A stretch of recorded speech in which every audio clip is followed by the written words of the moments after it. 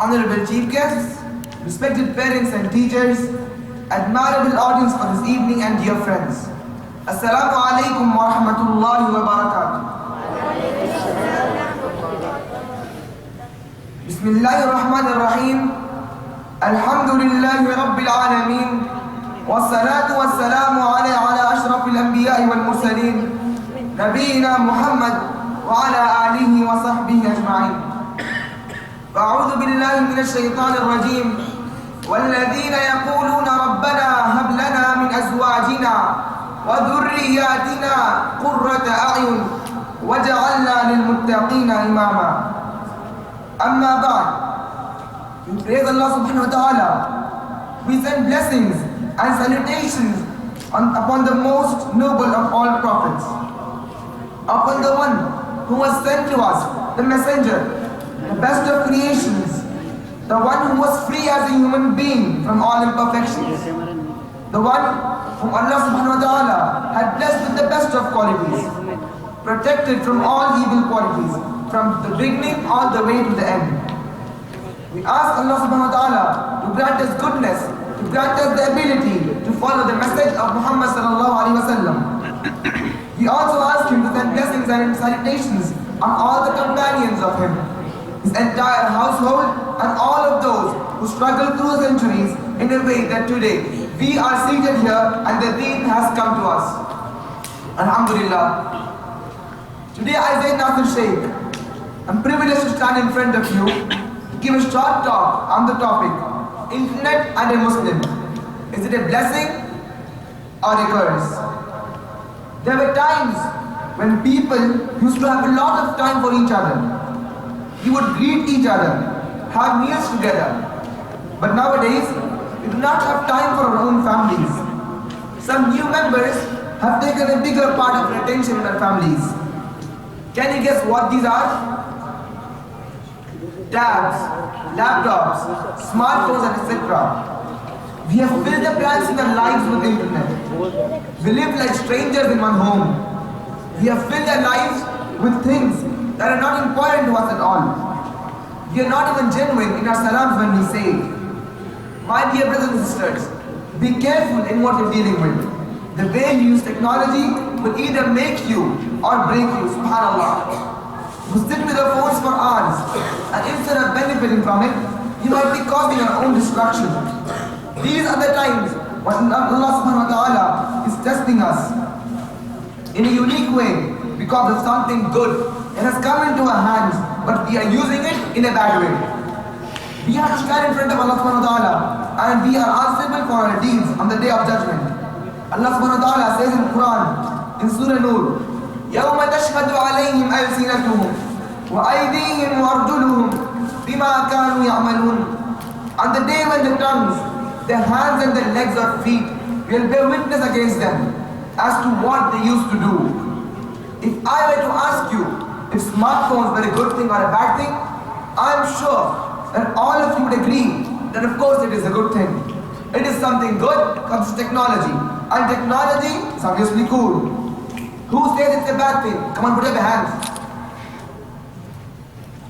Believe me, if I would collect all the phones in this room, I would have more than 100. My dear brothers and sisters, technology in itself is not a bad thing. The way we use it makes it good or bad. For example, a knife is not a bad thing if you would use it to cut food or to make something halal. We cannot imagine a house without a knife. But if you use it to harm someone or to hurt some creature of Allah subhanahu wa ta'ala, then you will be the one responsible for your deeds. Addiction of any kind is bad. Some people look at the internet and say it is bad. But it depends on you. Decide for your own self if you are good enough to handle the internet. But if this internet creates a barrier between you and Allah, takes you away from your loved ones, brings struggles with discipline in your study life, creates conflicts with you and your parents, then cut it out. Because internet is for those who know how to use it. Those who are intelligent, disciplined in life, and those who are strict and who know where to draw the lines. Don't let the internet rule your life. Surprisingly, it happens that the person sitting in front of us is ignored while we are busy on the internet. Internet has helped us by bringing us closer to people who stay far away. But it is saddening to say that people living in their own homes are thousands of miles away from our hearts and minds. What a pity. The hadith says, Jannah is at the mother's feet. In her service is paradise. SubhanAllah. Yet we are never at her feet. And we don't even talk to her. She irritates us because someone, somewhere, in some part of the world, sometimes we don't even know who it is busy chatting with us, telling us that how much they care about us. And these parents who have brought us up, we don't even spare a minute for them and tell them how much we love them. We are being fooled by our own devices. How many times do we lie on the internet? Don't we? How many times have we said LOL when we don't even laugh? There are so many instances where people have lost all their money on the internet. Sometimes people chat for hours on the net without even knowing whether the person on the other end is a man or a woman, young or old. We are adamant on proving ourselves to be fools on the internet. My dear friends, it is high time we learn to give preference to relationships in comparison to technology. Now here is a word for the parents. When parents allow the children free internet, you should remember that they are opening a window for the children to see the whole world. And sarcastically, a bigger window for the world to see their precious child. Why? Well, you just get him the internet and he is not the same anymore. He would want to update his status every day, change his profile pics every day, where he goes, what he does, what he wears, how he feels, everything is being updated. Perhaps without the parents' knowledge. And all this just to be cool among his friends.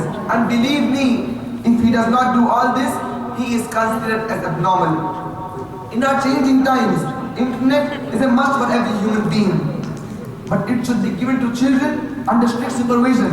It should be conditional, for example, for only a limited period of time during the day or only at weekends. The internet has made available colossal amounts of information to us at fingertips. At the same time, increasing use of internet has its adverse effects. It has elevated frustration among children, lack of physical interaction among family and friends. We are more comfortable talking to machines nowadays than person to person.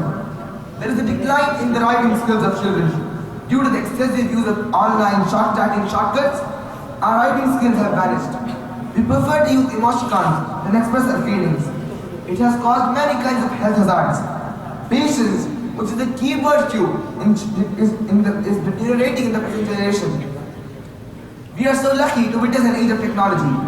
Let us use these means of technology through our laptops, tabs, mobiles to increase our deen, to learn tajweed, to do dawah to non-Muslims, to correct our recitation of the Holy Quran, to know more about Islamic universities, to join Islamic courses, make use of apps to get reminders about prayer timings. I know of many people whose lives have changed for the better through the internet. There are many personal pages of Sheikhs or Dais who advise people and answer their questions on the internet. Internet can be used to alert Muslims all over the world for a particular gathering. Many useful books and articles can be shared on the internet. At least we will be safe on the day of judgment, but Allah will ask us how to use the resources for the sake of Islam. Allah subhanahu wa ta'ala says in Surah Al-Imran, يُؤْمِنُونَ بِاللَّهِ وَالْيَوْمِ الْآخِرِ وَيَأْمُرُونَ بِالْمَعْرُوفِ وَيَنْهَوْنَ عَنِ الْمُنكَرِ وَيُسَارِعُونَ فِي الْخَيْرَاتِ أُولَٰئِكَ مِنَ الصَّالِحِينَ. They believe in Allah and the last day, and they enjoin what is right, and forbid what is wrong, and hasten to do good deeds. And those are among the righteous. May Allah subhanahu wa ta'ala guide us among the righteous ones, who encourage people to do good deeds, and forbid them from doing wrong. We all know the reality of our times, the temptations and the turmoil of the internet that is knocking at our doors. Yet there is a lot of benefit from the internet, but that does not make it permissible in all circumstances, because the fear of evil and harm is always present for the one who misuses it. My dear brothers and sisters, we do not want to be left out when all the others are benefiting from it. A blessing that has been given to our ummah just because we are hooked on to the wrong sides. I would like to wind up my talk by saying that internet is a double-edged sword. So use it wisely. Internet is surely a blessing for all of us, only if we use it wisely by all. and under strict supervision for children. May Allah subhanahu wa ta'ala guide us and may He open our doors and help us to be better Muslims. Let me conclude my talk with a hadith narrated by Abu Hurairah radiallahu anhu. The Prophet sallallahu alayhi wa sallam said, the dunya is a prison for the believer and a paradise for the kafir. Wa akhiru da'wana alhamdulillahi rabbil alameen. Wassalamu alaikum wa rahmatullahi wa barakatuh.